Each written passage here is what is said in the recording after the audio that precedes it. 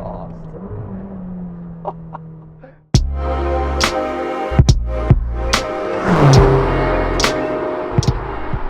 So this week we are in a McLaren GT, and let's get something out of the way. We start from a standstill today because there's one little gripe, little gremlin in this car that I just, for the life of me, can't work out, and I'm sure someone in the comments will tell me how to do it. But the seats, if you've ever tried to use one of these, you cannot work out what the seat buttons do down by your left-hand side.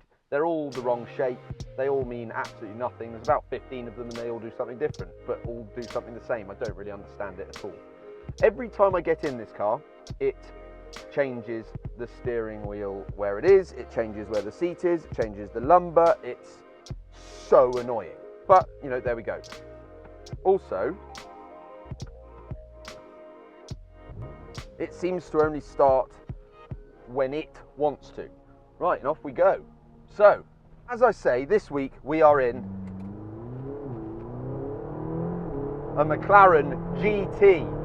Now, this is effectively McLaren trying to break into the GT market, trying to break into the Bentley, Aston Martin sort of bracket of softer sports cars. This is, let's be honest, still a supercar with 620 PS and 465 pounds-foot of torque. This thing is an absolute rocket ship. Let no one tell you otherwise. It is so fast. 0 to 60, 3.2 seconds. But that for me isn't the most impressive number that this one comes up with. The most impressive number for me is the 0 to 124 miles an hour in 9 seconds. It is relentless performance. This car will do 203 miles an hour. It has the same feeling of all the other McLarens in the range, in the sense that you're right over the front end. It feels like you're sort of up here with the front wheels. So it has that sort of massive go-kart sort of feeling because the scuttle's really low. You can see exactly what the front end is doing, and the front end is just magnificent. The feel through the steering, the grip it has, it is brilliant. It really, really is. But that is the same to be said of all the McLarens in the range. This one, yes, it is slightly more refined, but it isn't Bentley qualities of luxurious. It isn't even Aston Martin levels of luxurious. But I would have no problem jumping in this car and heading off down to the Côte d'Azur.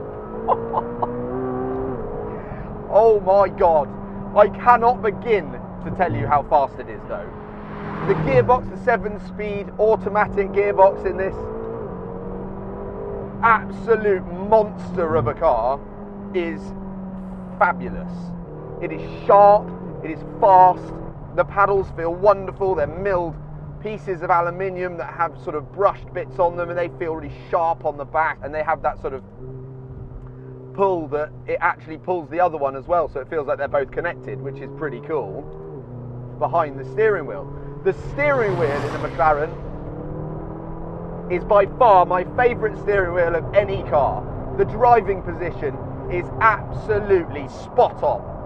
You see here, the steering wheel comes right up towards your chest. There's knurling in behind the steering wheel. You can really hold on to the steering wheel. You feel totally in control of the car. The blips on the down change from this 4-litre turbocharged engine behind me is magnificent. There's absolutely nothing wrong with this engine. The dynamics and the engine in this car are just fantastic. The throttle response, they've tried desperately to make it so that there's less inertia on the turbos, but there still is turbo lag. There definitely is. This is a heavily turbocharged car. I'm in third gear now.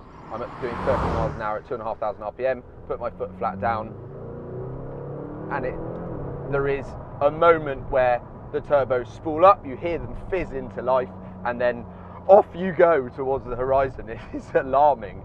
But if you have the turbos on song, then it is absolutely, my God, this car is an absolute missile. It's so fast. There are a couple of sort of electrical gremlins in this one. It seems that, as I say, the seat, I mentioned that before. The parking sensors on the front when you're in traffic tell you that you're about to crash into something the whole time.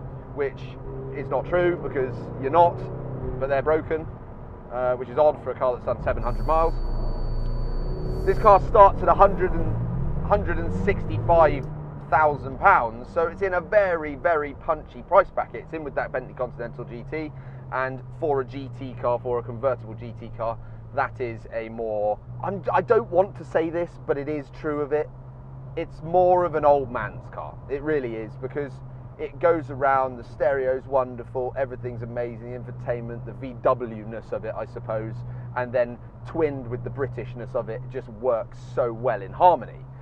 This being a British supercar manufacturer, they are, you know, at the forefront of the dynamics. They're looking at creating something that is not only unbelievably good to drive and insanely fast, they're also looking to create something that is usable on an everyday basis as a supercar, and also is able to be, you know, you could romp across Europe in this car, no problem whatsoever.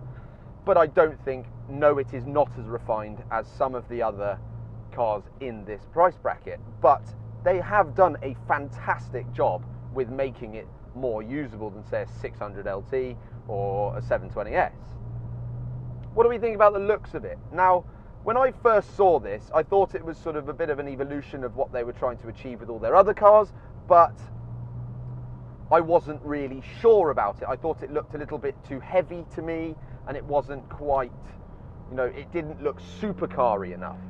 But the more time I've spent with it, it is a more refined looking supercar, I think. It's more subtle, and I do really, really like that.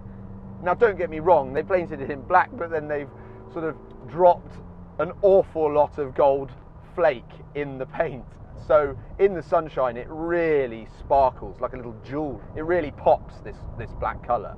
So at the moment, I have it in active, I have the powertrain in track, and I have the handling in sport. That's how I enjoy it. It holds it in manual, and then you have the different rev gauge at the top, and it feels just as fast as any. I mean, it feels Porsche turbo fast. And if you've ever driven anything like that, you will understand what I mean. It just feels relentless. It feels like it would never run out of performance, and you'd get to 300 miles an hour.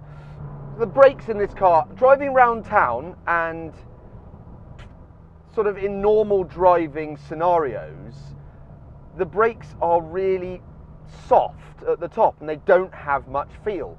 Only when you really, really get going in this car do they really come alive. And they are very, very strong and very powerful, but they just have that sort of deadness at the top of the pedal that sometimes can be a little bit alarming when you're coming up behind someone. You have to grab a load more brake than you think, and when you then dig into the pedal, the performance of the brakes is fantastic. If you can put up with the gremlins that McLaren seem to have with their electrics, then this is an extremely special car.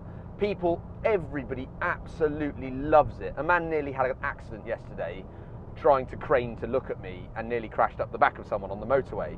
It gets all of the love, and you can take off active mode, put it in automatic, and it saunters about no problem at all.